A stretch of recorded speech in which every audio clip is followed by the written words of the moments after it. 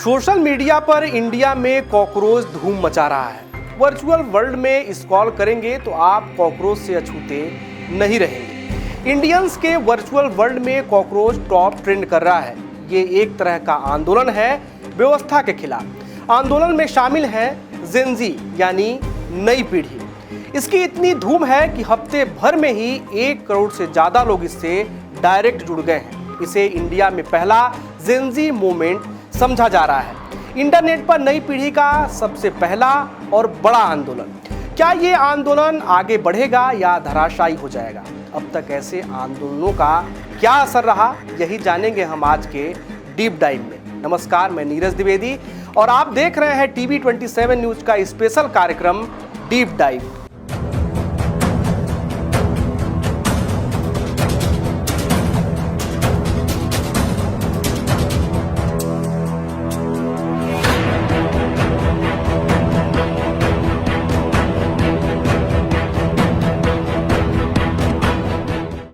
Social media पर cockroach शब्द आग की तरफ फैल रहा है। वर्चुअल वर्ल्ड में गूंज रहा है एक नारा, मैं भी हूं कॉकरोच। अचानक कॉकरोच जनता पार्टी तैयार हो गई और करोड़ों युवा इससे जुड़ गए। इंस्टाग्राम, फेसबुक, ट्विटर, यूट्यूब पर खुद को कॉकरोच कहने वालों की आंधी है। कॉकरोच जनता पार्टी के नाम से अकाउंट बनाए जा रहे हैं। जितने अकाउंट, उससे कहीं ज्यादा इस पार्टी के सपोर्टर्स सोशल मीडिया पर एक्टिव हो गए हैं। कहीं मीम है तो कहीं परेशान भीड़ को आवाज उठाने को कहते युवाओं के वीडियो। कॉकरोच कैंपेन का सपोर्ट करने वाले यूथ की बाढ़ आ गई है। लग रहा है आजादी जैसा आंदोलन खड़ा हो गया है। लोग कह रहे हैं कि अब इंडिया में पहला जेनजी मूवमेंट खड़ा हो गया है। सबसे पहले बताते हैं कि ये शुरुआत कैसे हुई। दरअसल CJI यानी चीफ जस्टिस ऑफ इंडिया के युवाओं पर एक कथित टिप्पणी से इसकी शुरुआत हुई। ये टिप्पणी उन यूथ पर थी जो सोशल मीडिया पर सिस्टम को कोसते हैं। उन्हें कॉकरोच और पैरासाइट कहा गया। सोशल मीडिया रिपोर्ट्स के मुताबिक जो टिप्पणी वायरल हुई वो समझिए। उन्होंने कहा, कुछ बेरोजगार युवा कॉकरोच की तरह हो गए हैं। वे सोशल मीडिया एक्टिविस्ट बनकर सिस्टम पर हमला करते हैं। इतना ही नहीं, पैरासाइट यानी परजीवी शब्द का जिक्र भी सामने आया। इसके बाद इंटरनेट पर आग लग गई। यूथ भड़क गया। इस टिप्पणी का विरोध होने लगा। दरअसल देश भर के युवाओं ने इसे सीधे अपने आत्मसम्मान पर हमला मान लिया। उन्हें लगा कि बेरोजगारी पर सवाल उठाना अपराध बन गया है। सोशल मीडिया एक्टिविज्म का मजाक उड़ाया जा रहा है। हालांकि बाद में CJI ने सफाई भी दी। ये टिप्पणी पूरे भारतीय युवाओं के लिए नहीं थी, बल्कि उन लोगों के लिए थी जो फर्जी डिग्री और गलत तरीके से संस्थाओं को नुकसान पहुंचा रहे हैं। CJI की यह सफाई आने तक देर हो चुकी थी। सोशल मीडिया पर युवाओं का गुस्सा और नाराजगी जारी रही। इसी बीच इंटरनेट पर एक शख्स ने कॉकरोच जनता पार्टी के गठन का ऐलान कर दिया। इस ऐलान को जमकर समर्थन मिला। फिर एक वेब पेज भी बन गया और उसमें पार्टी की मेंबरशिप खोल दी गई। देखते ही देखते मेंबर बढ़ गए। अब यह संख्या लाखों में पहुंच गई है। इस पार्टी ने भड़के यूथ को रास्ता दे दिया। पेपर लीक, बेरोजगारी से जूझ रही जेनजी को प्लेटफॉर्म मिल गया। ऐसी पार्टी जिसका जमीन पर कोई वजूद नहीं, उसका अस्तित्व केवल सोशल मीडिया पर है। इसका न कोई चुनाव चिन्ह है, ना कोई रैली, ना कोई पोस्टर, फिर भी इंस्टाग्राम, रेडिट तक, एक्स, फेसबुक, यूट्यूब से लेकर टेलीग्राम तक हर जगह सिर्फ एक नाम ट्रेंड कर रहा है, कॉकरोच जनता पार्टी। और यही वजह है कि इसे भारत के पहले जेनजी डिजिटल मूवमेंट के तौर पर देखा जा रहा है। देश के कई नामचीन राजनेता जैसे महुआ मोइत्रा, मनीष सिसोदिया, ध्रुव राठी, MP नेता प्रतिपक्ष उमंग सिंघार सहित तमाम दिग्गज से समर्थन दे रहे हैं। लग रहा है कोई नया सियासी मूवमेंट खड़ा हो रहा है। इसे भारत का पहला जेनजी मूवमेंट समझा जा रहा है। आपको बताते हैं कि सोशल मीडिया जेनजी की एकता की ताकत को क्यों गंभीर समझा जा रहा है। सोशल मीडिया पर CJP की ताकत। इंस्टाग्राम पर 25 मिलियन, एक्स पर 200 के यानी 2 लाख, वेबसाइट मेंबर 1 मिलियन से ज्यादा। यह वीडियो हम जब बना रहे हैं तब का यह आंकड़ा है। हो सकता है जब तक यह वीडियो आप तक पहुंचे यह आंकड़ा और भी बढ़ सकता है। सिर्फ कुछ ही दिनों में इंस्टाग्राम पर करोड़ों फॉलोवर्स, एक्स पर ट्रेंड, रेडिट पर बहस, टेलीग्राम और व्हाट्सएप पर वायरल नेटवर्क ने इसे इंटरनेट का सबसे बड़ा युवा मूवमेंट बना दिया। इतना ही नहीं, इंस्टाग्राम फॉलोवर्स के मामले में इसकी तुलना अब राजनीतिक पार्टियों से होने लगी है। हालांकि सुरक्षा कारणों का हवाला देते हुए सरकार ने सीजेपी का एक्स अकाउंट भारत में बैन कर दिया है। वर्तमान में इंस्टाग्राम पर सीजेपी के 25 मिलियन से ज्यादा फॉलोवर हैं। वहीं बीजेपी के 9 मिलियन के आसपास हैं। कांग्रेस की बात करें तो 14 मिलियन के आसपास, आम आदमी पार्टी 2 मिलियन। हम आपको ठीक से समझाते हैं कि जेन ज़ी आखिर कौन। दरअसल 20वीं और 21वीं शताब्दी की टाइमलाइन को अलग अलग हिस्सों में बांटकर उस हिस्से में जन्म लेने वाली पीढ़ी को एक नाम दिया गया। जैसे बेबी बूमर्स वो हैं जो 1946 से 1964 के बीच जन्मे। जेन एक्स उन्हें कहा जाता है जो 1965 से 1980 के बीच जन्मे। 1981 से 1996 के बीच जो पैदा हुई उस पीढ़ी को मिलेनियल्स कहा जाता है। और जेन ज़ी वो पीढ़ी है जिसने 1997 से 2012 के बीच जन्म लिया। 2013 के बाद जन्म लेने वाले जेन अल्फा कहलाते हैं। यानी इन दिनों जिनकी उम्र 14 साल से 30 साल के बीच है वो जेन ज़ी हैं। जेन ज़ी वाली जमात पर डिजिटल दुनिया का खासा असर है, या यूं कहें वर्चुअल दुनिया उनकी जिंदगी का बड़ा हिस्सा है। ये डिजिटल मानसिकता है क्योंकि वो मोबाइल खेलते खेलते बड़ी हुई। ये पीढ़ी सोशल मीडिया पर जीती है, एआई के दौर में सोचती है और सबसे बड़ी बात अथॉरिटी को ब्लाइंडली फॉलो नहीं करती। इस पीढ़ी ने दुनिया में कई बार एकजुटता दिखाई। सोशल मीडिया पर पहले गुस्सा निकाला, फिर सोशल मीडिया पर एक ही जुट हो गए और जमीन पर उतरे तो बवाल काट दिया। हम आपको डिटेल में बताते हैं कि जेन ज़ी ने दुनिया में क्या किया। जेन ज़ी ने 6 देशों में ऐसे ही आंदोलन खड़े किए हैं जो डिजिटल दुनिया से शुरू हुए लेकिन जमीन पर ऐसे उतरे कि सत्ता पलट गई। जेन ज़ी के आंदोलन समय समय पर होते रहे। बुल्गारिया, इंडोनेशिया और मेडागास्कर आप में से कई लोग जानते होंगे, लेकिन जेन ज़ी मूवमेंट की झलक आपने पिछले दिनों ही नेपाल, बांग्लादेश और श्रीलंका में देखी होगी। याद है ना, युवाओं के सड़कों पर जोरदार भीड़, सरकारी इमारतों में घुस जाना और तबाही मचा देना, यही जेन ज़ी आंदोलन का असर रहा। नेपाल में जेन ज़ी आंदोलन ने प्रधानमंत्री तक को हटा दिया। बांग्लादेश में छात्रों के आंदोलन ने शेख हसीना सरकार गिरा दी। श्रीलंका में प्रदर्शनकारियों ने राष्ट्रपति भवन पर कब्जा कर लिया।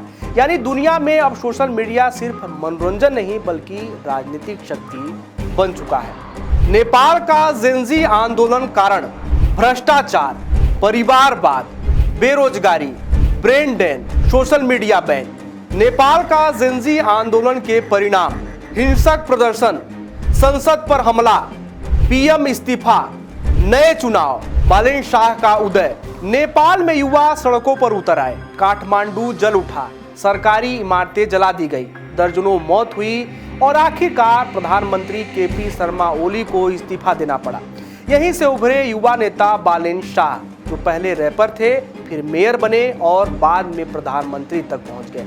यानी सोशल मीडिया से शुरू हुआ आंदोलन सीधे सत्ता परिवर्तन तक पहुंच गया। अब बात बांग्लादेश की। बांग्लादेश में अगस्त 2024 में आंदोलन शुरू हुआ। आंदोलन का मुख्य कारण सरकारी नौकरी में स्वतंत्रता सेनानियों के वंशजों के लिए 30% भेदभावपूर्ण कोटा प्रणाली को फिर से लागू करने का अदालती फैसला। इसके अलावा देश में बढ़ती बेरोजगारी, चरम भ्रष्टाचार और सरकार की तानाशाही नीतियों के खिलाफ युवाओं में गहरा गुस्सा था। परिणाम यह हुआ कि दुनिया का सबसे सफल जेन ज़ी रेवोल्यूशन बना। हिंसक झड़पों के बाद 15 साल से सत्ता पर काबिज प्रधानमंत्री शेख हसीना को इस्तीफा देकर देश छोड़कर भागना पड़ा।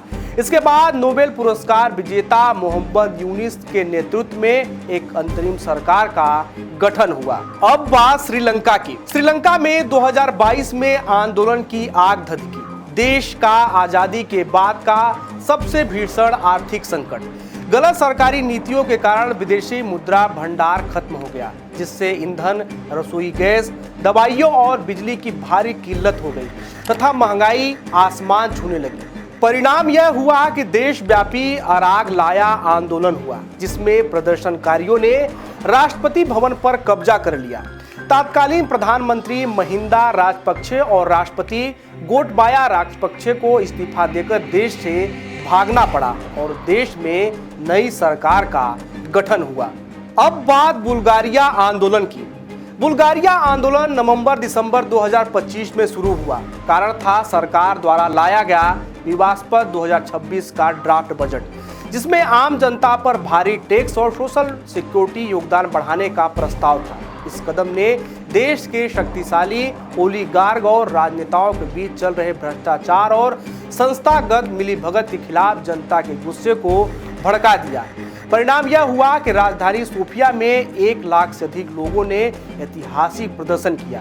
भारी जन दबाव के कारण प्रस्ताव वापस लेने के बावजूद गुस्सा शांत नहीं हुआ और 11 दिसंबर 2025 को प्रधानमंत्री रोशेन झेलक्याजोव और उनकी पूरी कैबिनेट को इस्तीफा देना पड़ा। अब बात इंडोनेशिया की। इंडोनेशिया 2025-26 आंदोलन का कारण नवनिर्वाचित राष्ट्रपति प्राबोवो सुबियांतो द्वारा बजट में भारी कटौती, महंगाई और सांसदों द्वारा अपने लिए आलीशान आवास भत्ते व चुनावी नियमों में हेरफेर करने की कोशिश। इसके अलावा पुलिस की बर्बरता में एक युवा ड्राइवर की मौत ने प्रदर्शन को और उग्र बना दिया। परिणाम यह रहा कि देशव्यापी विरोध प्रदर्शनों और छात्र आंदोलनों के आगे झुकते हुए इंडोनेशियाई संसद को विवादित सब्सिडी योजनाओं और दमनकारी नीतियों को वापस लेने पर मजबूर होना पड़ा। सरकार तो नहीं गिरी, लेकिन जनता ने लोकतंत्र विरोधी कदमों को पूरी तरह से रोक दिया। अब बात मेडागास्कर की। मेडागास्कर सितंबर-अक्टूबर 2025 आंदोलन का मुख्य कारण राजधानी अंटानारिवो में लगातार बिजली और पानी की भारी कटौती, चरम गरीबी और युवाओं में बेरोजगारी को लेकर फैला आक्रोश, सरकार की खराब शासन व्यवस्था और भ्रष्टाचार ने आग में घी का काम किया। परिणाम यह हुआ कि जब विरोध प्रदर्शन चरम पर पहुंचे तो देश की विशिष्ट सैन्य इकाई ने प्रदर्शनकारियों पर गोली चलाने से इनकार कर दिया और उनके साथ मिल गई। राष्ट्रपति एंड्री राजोइलिना ने अपनी जान बचाने के लिए देश छोड़कर भाग गए। संसद ने उन्हें महाभियोग चलाकर हटा दिया और वहां सैन्य तख्तापलट के बाद एक अंतरिम काउंसिल ने सत्ता संभाली। इन जेनजी आंदोलनों के कारण कई सरकारें इधर से उधर हो गई, व्यवस्था में परिवर्तन हुआ और अलग अलग देशों में भारी आर्थिक नुकसान भी हुआ।